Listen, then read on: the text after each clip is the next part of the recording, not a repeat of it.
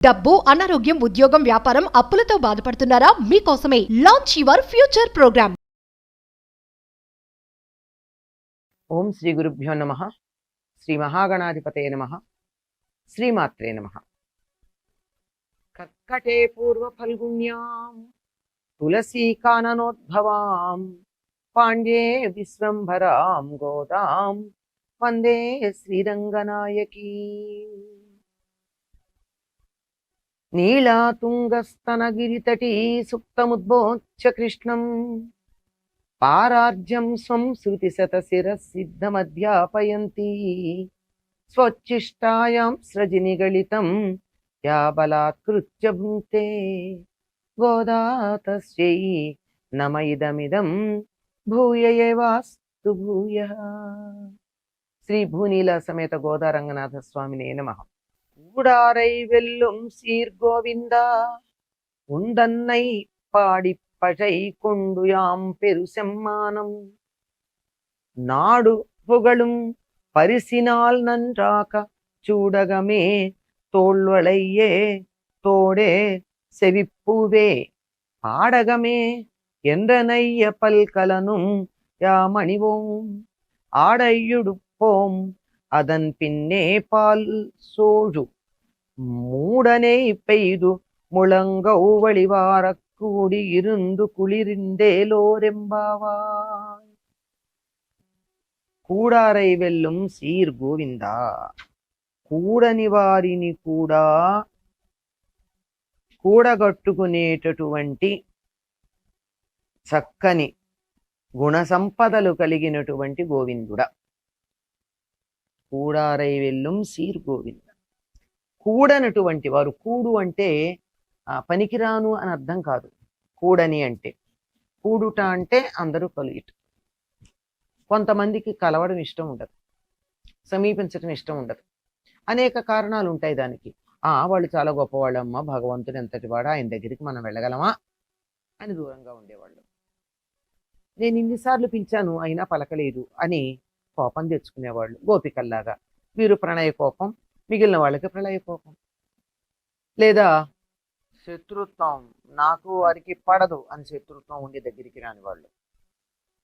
లేదంటే ఉదాసీనులు, ఉన్నాడు అదేమిటి ఉన్నాడు, అవసరమా అవసరం అనేవాళ్ళు.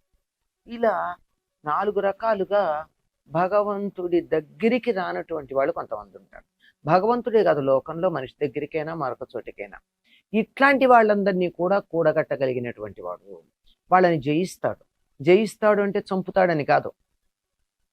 ఎవరైతే తన దగ్గరికి రానంటారో వాళ్ళని చక్కగా మానసికంగా మార్పు తీసుకొచ్చి వాళ్ళందరూ తనకు అనుకూలంగా ఉండేట్టు చేయగలిగినటువంటి సామర్థ్యం కలిగిన వాడు. ఆయన ఎవరు? గోవిందుడు, ముక్తిని ఇవ్వగలిగినటువంటి వాడు. అటువంటి గోవిందుడు ఏమంటున్నారు?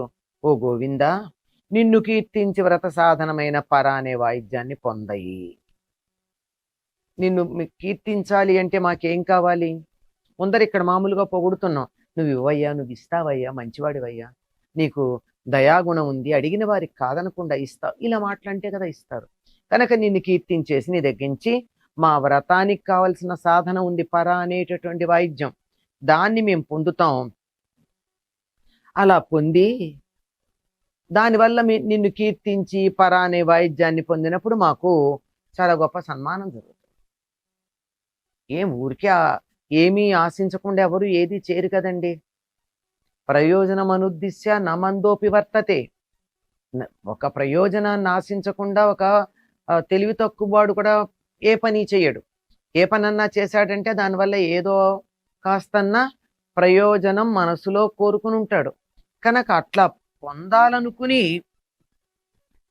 గొప్ప సన్మానాన్ని లోకులందరూ కీర్తించేట్టుగా పొందాలనుకుంటున్నాం.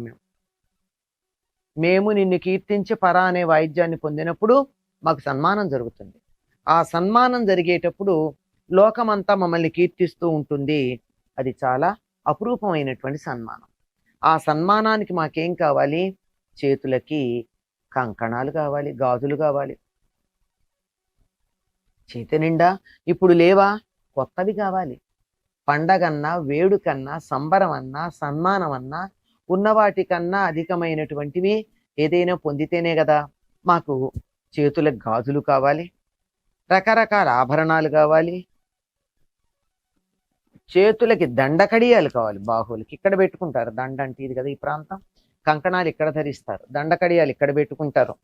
తర్వాత కిందకి వేలాడేటటువంటి లోలకులు కావాలి, పైన పెట్టుకునేటటువంటి దుద్దులు కావాలి. ఒకటి దుద్దులు పెట్టి కూరుకోం మేము, కమ్మ అంటారు. చెవి పువ్వు అంటారు, సెవి పువ్వు అక్కడ తమిళంలో.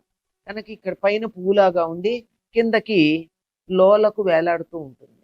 కనుక మాకు కొత్త దుద్దులు కావాలి, కింద వేలాడేటటువంటి లోలకులు కావాలి, లేకపోతే బుట్టలు, రకరకాల పేర్లు ఏదైనా సరే ఇలా ఊగుతూ ఉండేటటువంటివి. కాలికి అందెలు మొదలైనటువంటివి కావాలి. ఇవన్నీ కొత్త ఆభరణాలు. ఇవన్నీ గల్లు గల్లుమని మోగుతూ చూడ్డానికి ఘనంగా కనపడుతూ ఉండేటటువంటివి కొత్తవి కావాలి మాకు. ఇవన్నీ ఆభరణాలు వేసుకుని పాత చీర కట్టుకుంటే ఏం బాగుంటుంది? నగలు పెట్టుకున్నప్పుడు ఏం కావాలి? ఆ నగల స్థాయికి తగినట్టుగా ఉండే విలువైనటువంటి వస్త్రాలు కూడా ఉండాలి. కనుక ఇవన్నీ ధరించినప్పుడు మంచి చీరలు కావాలి.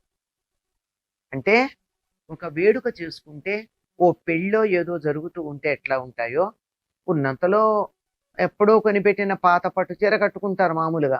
కాదు, మేము ఇప్పుడు పాత కట్టుకోం, పాత నగలు పెట్టుకోం. మేము కొత్త మంచి విలువైన వస్త్రాలు ధరిస్తాం, అంతకన్నా విలువైనటువంటి నగలు ధరిస్తాం. ఆ నగలన్నీ కావాలి మా సన్మానానికి మాకు. మరి మా సన్మానం ఏమిటి? ఎవరు చేస్తారు? ఏ రాజైనా చేస్తాడా సన్మానం? కాదు. మాకు జరిగే సన్మానం ఏమిటి? నీతో కలిసి కూర్చుని చల్లగా హాయిగా తీయని పాయసం తినాలి. అది సన్మానం. కృష్ణుడితో కలిసి కూర్చుని తినాలి. అది ఎటువంటి మధుర పదార్థం తినాలి? చక్కని పాయసం తయారు చేసి, పాలు అన్నం అంటే పరమాన్నం. ఈ పరమాన్నంలో నెయ్యి ఎలా ఉండాలి అంటే, పరమాన్నం అంతా మునిగిపోయి పైన నెయ్యి తేలుతూ ఉండాలి. ఆ పరమాన్నం తినడానికి ఇట్లా తీసుకుని చేత్తో తింటుంటే వేళ్ల సందుల్లో నుంచి పక్కల నుండి నెయ్యి కారి ఇలా కిందకెళ్ళి మోచేతి కింద కారిపోతూ ఉండాలి. మోచేతి కింద దాకా నెయ్యి కారేటట్టుగా నేతితో నిండినటువంటి అద్భుతమైనటువంటి పరమాన్నాన్ని మేము తినాలి, పాయసాన్ని. అది మాకు సన్మానం. ఈ సన్మానం జరగడానికి అంటే నీతో కలిసి కూర్చోవడానికి మేము కొత్త వస్త్రాలు ఆభరణాలు ధరించాలి. ఈ వస్త్రాలు ఆభరణాలు ఏమిటి అంటే, కృష్ణుడితో కలిసి ఉండాలి అంటే వాళ్ళకి కావలసినవి ఏమిటి? ఈ శరీరం వస్త్రం కనుక ఇది కాదు, దీనికి అతీతంగా మేము ఆత్మలుగా నీ దగ్గరికి రావాలి. ఈ శరీరం క్షాళనం కావాలి, పాంచభౌతిక శరీరం పక్కకి పోవాలి, మా ఆత్మలతో నిన్ను మేము చేరుకోవాలి. దానికి ఆభరణాలు ఏం కావాలి? గుణాలే ఆభరణాలు, సద్గుణాలే ఆభరణాలు. అటువంటి ఆభరణాలని మేము ధరించి నీ దగ్గరకు రావాలి. నీతో కలిసి మేము మోచేతి కింది దాకా నెయ్యి కారేటట్టుగా మేము పరమాన్నాన్ని నీతో కలిసి తినాలి అని చెప్పారు. అది సన్మానం.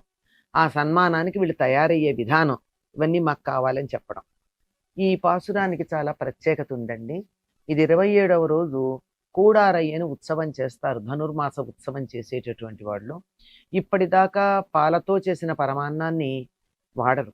చెప్పింది కదా ఆవిడ, మేము నెయ్యున్నోం పాలున్నోం అని చెప్పి అందులో మొదటి 15 రోజులు పాలతో చేసిన పదార్థాలు వాడరు, తర్వాత మొదలు పెడతారు.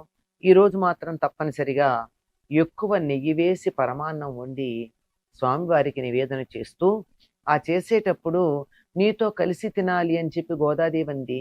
గోదాదేవి తనని తాను గోపికగా భావించుకుంది, నందవ్రజంలో ఉన్నట్టుగా భావన ఉంది. కనుక కృష్ణుడు ఎప్పుడు ఎక్కడుంటాడు? పొన్న చెట్టు కింద ఉంటాడు అని ఒక ప్రతీతి.